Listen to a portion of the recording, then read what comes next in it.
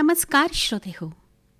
आकाशवाणी 90 वर्षांची स्वरयात्रा या कार्यक्रमात मी सुचेता देशपांडे आपलं अगदी मनपूर्वक स्वागत करते.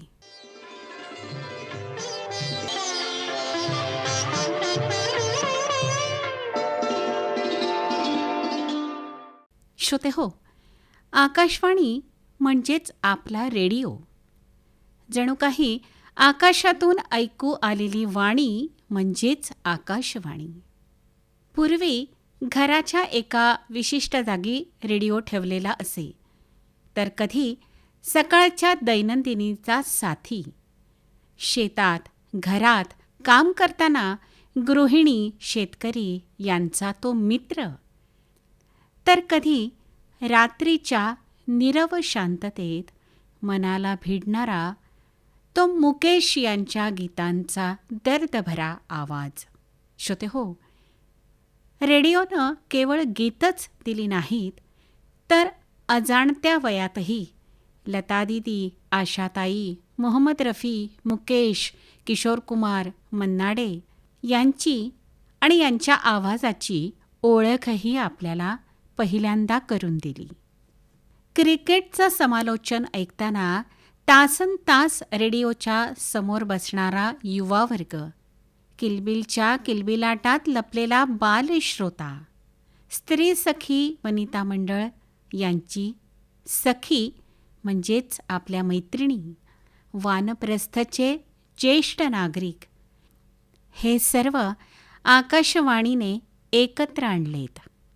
आकाशवाणीनं आपल्याला फक्त गीतं आणि बातम्याच दिल्या नाहीत, तर विचार, संस्कृती, भावभावना हे सर्व आपल्या जीवनाचा अविभाज्य भाग ठरवलं.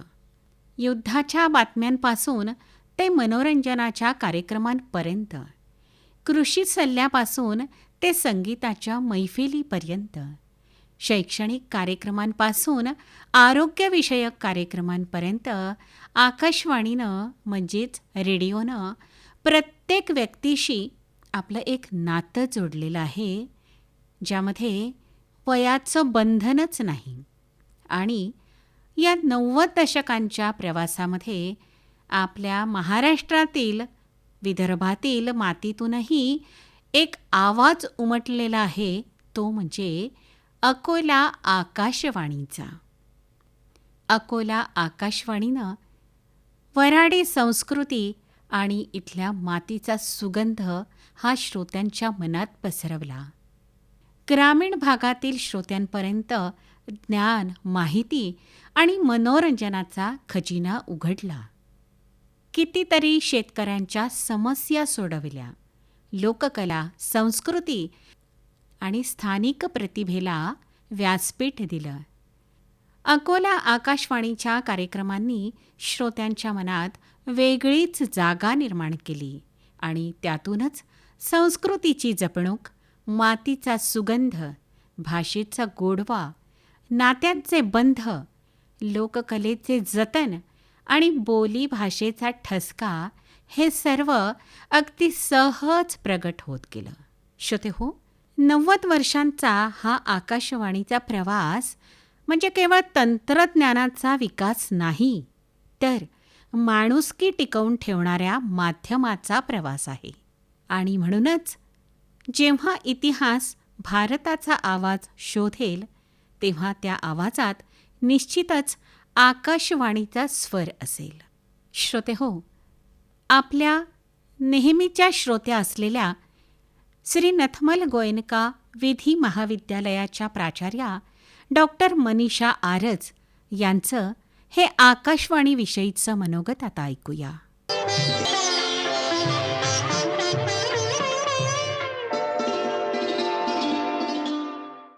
ऑल इंडिया रेडिओ म्हणजेच आपली आकाशवाणी ही भारत सरकारची राष्ट्रीय रेडिओ सेवा असून तिची स्थापना 1936मध्ये झाली.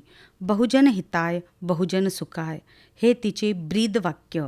आकाशवाणीने अनेक वर्ष देशातील लोकांना माहिती, शिक्षण आणि मनोरंजन पुरविण्याचे कार्य केले आहे. आजही आकाशवाणीच्या सुमधुर संकेत धूनचा आवाज ऐकला की बालपणीच्या सुंदर आठवणी ताज्या होतात.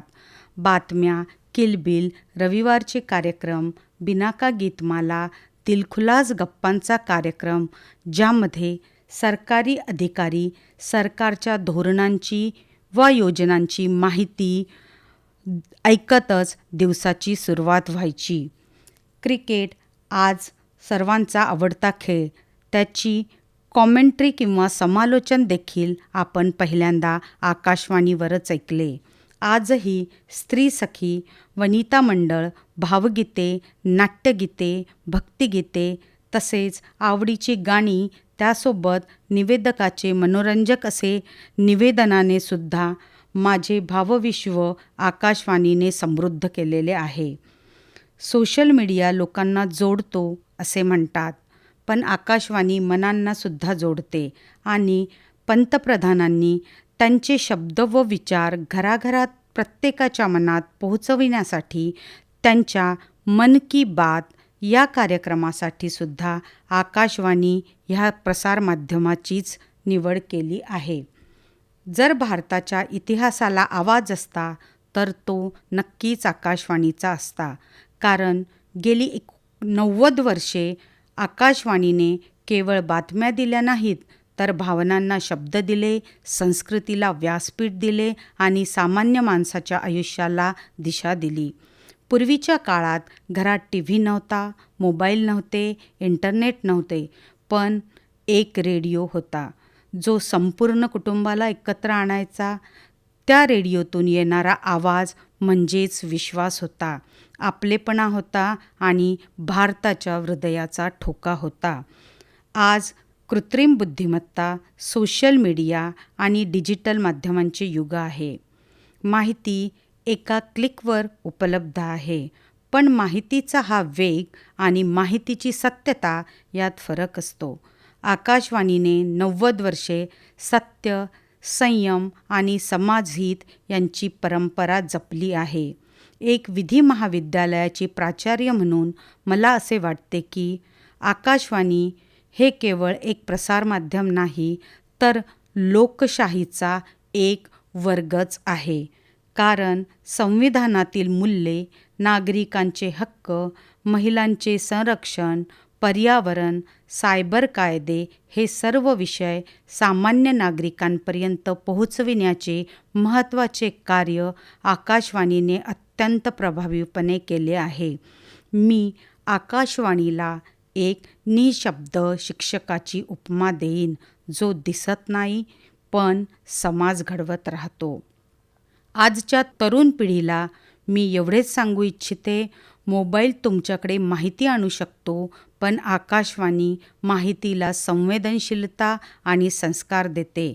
आकाशवाणीने केवळ कार्यक्रम प्रसारित केले नाहीत, तर असंख्य स्वप्नांना आवाज दिला. अनेक कलाकार, कवी, लेखक, शेतकरी, विद्यार्थी आणि सामान्य नागरिक यांच्या आयुष्याला तिने ओळख दिली. 90 वर्षांचा हा प्रवास म्हणजे भारतीय संस्कृतीच्या सातत्याचा, लोकशाहीच्या सामर्थ्याचा आणि जनतेच्या विश्वासाचा इतिहास आहे. श्रोता व वक्ता म्हणून आकाशवाणीचे महत्त्व माझ्या आयुष्यात खूप जास्त आहे. अगदी वयाच्या प्रत्येक टप्प्यावर, किलबिलपासून ते वानप्रस्थपर्यंत प्रत्येक वळणावर उपयोगी पडणारे, मार्गदर्शन करणारे, तसेच समाजातील प्रत्येक घटकाला आत्मीयतेने सामावून घेणारे सर्वसमावेशक असे हे अकोला आकाशवाणीचे व्यासपीठ, जिने बहुजन हिताय बहुजन सुखाय हे ब्रीदवाक्य शब्दशः सिद्ध केलं आहे. आज अकोला आकाशवाणीने मला माझे आकाशवाणीचे मनोगत व्यक्त करण्याची संधी दिल्याने मला एक सुखद नवीन अनुभव दिला. शेवटी एवढेच म्हणेन, तंत्रज्ञान बदलत राहील, माध्यमे बदलत राहतील, पण जनतेच्या मनात विश्वासाचा जो आवाज कायम घुमत राहील, तो म्हणजे फक्त आणि फक्त आकाशवाणीचाच.